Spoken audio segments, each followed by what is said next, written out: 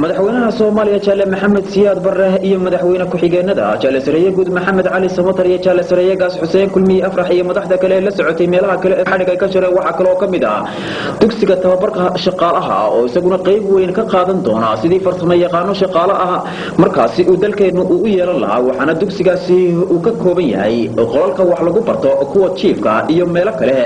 oo markaasi qayb ka qaadanaya xagga taakulaynta ama kalkaaliyaasha waxbarashada ee dugsiga tababarka shaqaalaha ee magaalada Muqdisho dugsigaasina run ahaantii waxa uu qayb weyn ka qaadan doonaa xagga sare u qaadida tayo iyo tira ahaaneedba ee shaqaalaha dalkeena oo xirfad markaasi u leh si ay u hantaan shaqada qof waliba markaasi la doonayo in uu si fiican uga soo baxo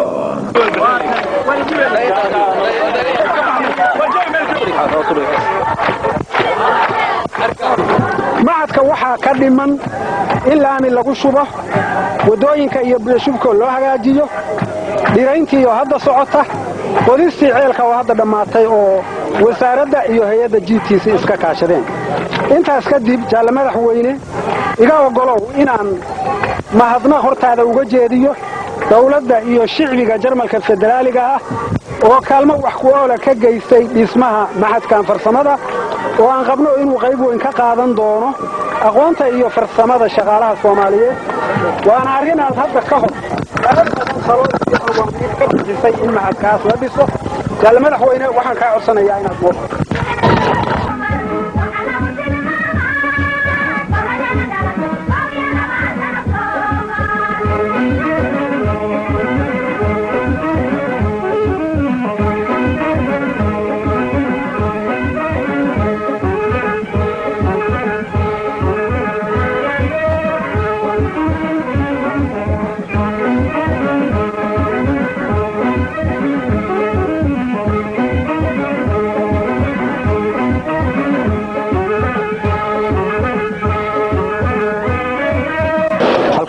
hoosooyinkii hore ee aan ka soo guuray oo xarunta kala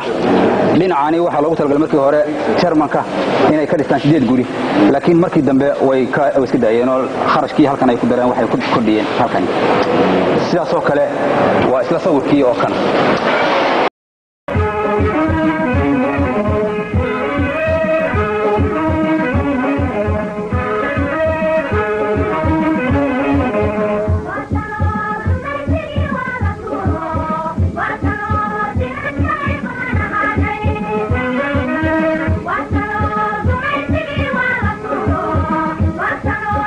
Soomaaliya Jale Maxamed Siyaad Barre waxa uu kala oo xariga uu ka jaray xarunta dhexe ee jaamacadda ummadda ee magaalada Muqdisho oo xaruntaasina ay tahay mid casri ah taasi oo ay isugu yimaadeen xaruntaasi qaybaha kala duwan ee kulliyadaha jaamacadda ummadda gaar ahaan intooda ugu fara badan oo markaasina la doonayo in meel kaliya laga maamulo si markaasi ay u sahlanaato in lala xiriiro kulliyadaha kala duwan ee jaamacadda ummaddu ay u baahan tahay waxaana kambaskaasi lacagta ku baxday ay gaadhaysaa 200 milyan oo shilinka Soomaaliga iyada oo u dhisan yahay hab seer kala oo casri ah taasi oo leeyahay qolalkii shirarka meelaha xafiisyada iyo isla marhaantaasi qolalkii kale ee lagu kordhiyay iyadana fasalada ardaydu ay wax ku baranayso ee kulliyadaha kala duwan ee cilmiga ee dalkeena iyo kuwa kale ee artiska ama edebka ah ee dalkeena qaarkood madaxweynaha Soomaaliya Jale Maxamed Siyaad Barre waxa meel kasta oo markaasi xariga uu ka jarayba si fiican ugu soo dhaweynayay mas'uuliyiinta goobahaasi iyo madax sare oo ka tirsan xisbiga iyo dawladda iyo dadweynaha ku dhaqan gobolka Banaadir gaar ahaan xaafadaha u dhow mashruuc kastaba marka la furayo xaafadaha iyagu u dhow ee la jaarka ah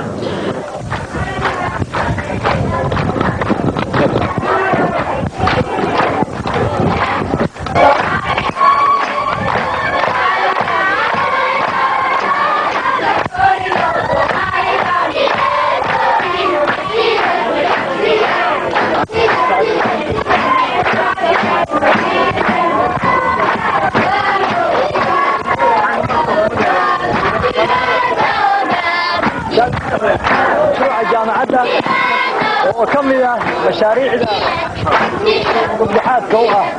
أو الغضب كي كعان كوي لما تنتهي أكتوبر كوني سجال بقول لحنا سجال وحو كفري يمنتك كجارهانات فرتما يغانك يشغلها الصوماليات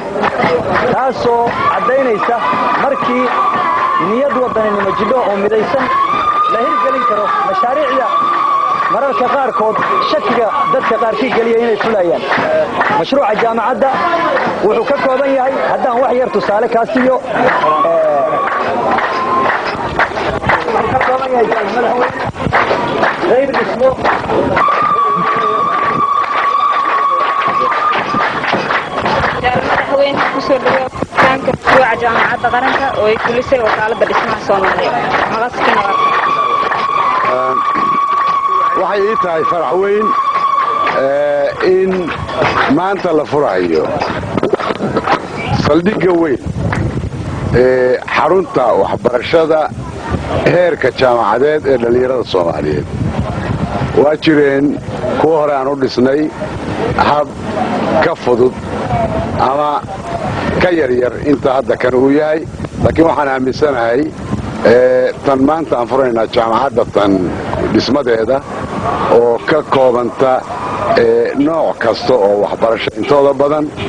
inay ahaan doonto mid dhalinta Soomaaliya ay kaga baxdo jahaalada qodada dheer anoo aaminsanay si badsan doonaanin waxyaalaha ka maqan ama xubnaha ka maqnaan karaba oo aan leeyahay weli inaga nafteenno haddaynu abuuranno mooyi inaynu ku shaqaysan lahayn iyo in kaleeto maragii waxyaalo badan maqan yihiin waxay ii tahay farax weyn waxaan markaa mahad u celinayaa qolooyinkii nagala qayb galay riyadii goor 8 sano laga joogo aan bilownay in jaamacad aan leenahay oo wax walba leh dhismaheedii aanu gallo oo ah suuqa reer Yurub isla markaasna qolooyinka muxuu ahaa Sacuudi Carabiya iyada nafteedu ay qayb nagala qaadatay waxaan aad iyo aad ugu jeedinayaa ammaan iyo bogaadin mudnaaneed madaxdii hogaaminaysay dhismaha kan khaas ahaan injineer Axmed